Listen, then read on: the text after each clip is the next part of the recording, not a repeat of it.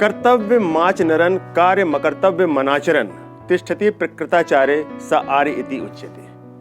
अब आप सोच रहे होंगे कि आखिर में ये श्लोक क्यों बोल रहा हूं। तो साथियों, हमारे वंश हमारे कुल से इसका गहरा संबंध है।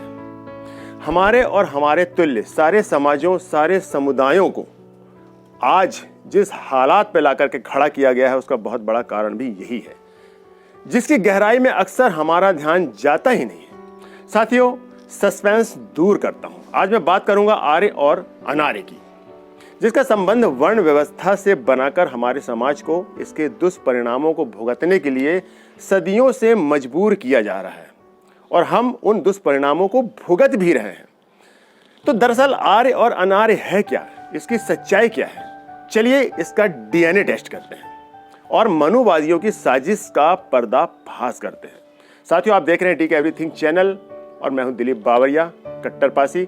इस वीडियो को अंत तक जरूर देखिएगा, नहीं तो आप इसकी वास्तविकता से अनजान रह सकते हैं। और साथ ही वर्तमान में लखनऊ और महाराजा लाखन पासी को लेकर जो माजरा गरमाया हुआ है, सुर्खियों पर है, उसका भी इससे गहरा संबंध है। और हाँ, मेरे चैनल से जुड़े नए पासी बंधु बांधव, भाई बहन, आप अपने इस चैनल को सब्सक्राइब करके बेल आइकन को जरूर दबा दीजिएगा, जिससे हमारी एकता को बल मिलता चला जाए। तो चलिए बिना देर किए हुए मुद्दे पर आते हैं और स्टार्ट करते हैं ये वीडियो।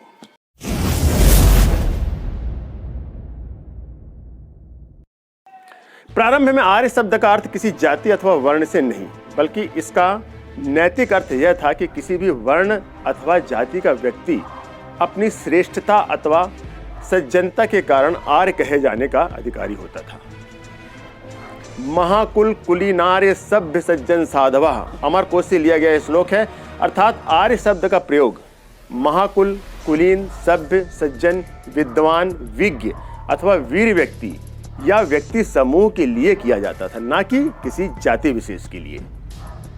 आर्य कोई जाति नहीं, बल्कि यह उन लोगों का एक समूह था जो कुलीन, सभ्य, सज्जन, विद्वान, विज्ञ, वीर, सौम्य विचारधारा को लेकर उस पर अमल करके अपना जीवन यापन किया करते थे, और जिनसे जुड़े थे भिन्न भिन्न जाति समूह के लोग। यहाँ ध्यान देने वाली बात यह है कि यहाँ पर किसी निम्न और उच्च जाति का भेद नहीं था। इस प्रकार आर्य कोई धर्म नहीं, कोई जाति नहीं। आर्य का असली अर्थ यह है कि आर्य सभ्य, विद्वान, उच्च स्त्री अथवा राजकीय जीवन यापन करने वाले मनुष्यों का एक समूह होता था। और इसके ठीक विपरीत जो व्यक्ति या व्यक्ति समूह हिंसा, दुराचरण, व्याभिचार, चोरी आदि को अपनी जीवन शैली में समाहित करके अपना जीवन यापन करता था, उसे अनार्य कहा जाता था। लेकिन मनुवादियों ने एक कुचक्र रचकर इसके अर्थ का अनर्थ कर दिया। इसे उच्च और निम्न जाति, समुदाय, वर्ण व्यवस्था से जोड़ दिया। ब्राह्मण, वैश्य, क्षत्रिय और शूद्र 4 वर्णों का निर्माण किया गया। 3 वर्णों को आर्य करार दिया और शूद्र वर्ण को अनार्य घोषित कर दिया गया। फिर भले ही चाहे वो श्रेष्ठ, सभ्य, विद्वान और उच्च स्त्री अथवा राजकीय जीवन यापन करने वाला क्यों ना हो। आखिर ऐसा क्यों किया गया? क्यों? सिर्फ और सिर्फ उनका शोषण करने के लिए, उन पर अपना आधिपत्य जमाने के लिए और अपने आप को सर्वोच्च शिखर पर हमेशा हमेशा रखने के लिए। यहाँ पर इन्होंने कुटिल मनोविज्ञान का प्रयोग किया और इन समुदायों में आपस में फूट डालने की रणनीति को अंजाम दिया, ताकि आपस में लड़ते रहें। निम्न और उच्च कोटि का निर्माण करके ऐसा सब इन्होंने किया, जबकि सर्वविदित है कि मानव प्रजाति की संरचना सर्वशक्तिमान ने एक सी की है। हर मनुष्य की शारीरिक संरचना एक समान है। फिर ये भेद क्यों? साथियों, इसका निचोड़ यही निकलता है कि ये सिर्फ एक षड्यंत्र है, हमारे समाज को कृत्रिम रूप से दलित, दबा, कुचला घोषित करके और हमें अपनी ही नजरों में गिरा हुआ साबित करके, हमें मानसिक रूप से कमजोर करके हम पर आजीवन राज करने का।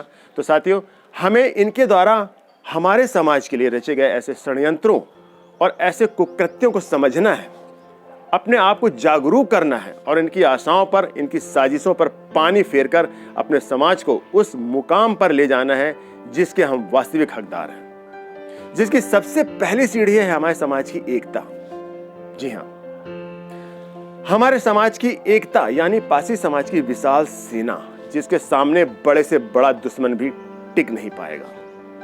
साथियों, विचार और कार्यनीति भले ही अलग अलग हो, पर हमारा उद्देश्य एक होना चाहिए, और वो है एक समृद्ध और सर्वोच्च शिखर पर बैठा पारसी समाज। जिस दिन ऐसा हो गया ना, उस दिन ही हमारे राज पूर्वजों की आत्मा को हमारी ओर से सच्ची श्रद्धांजलि होगी। साथियों, आज की वीडियो में बस इतना ही।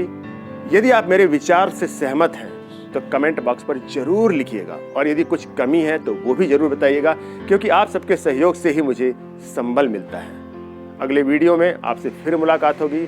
तब तक के लिए जय हिंद, जय भारत, जय पारसी समाज।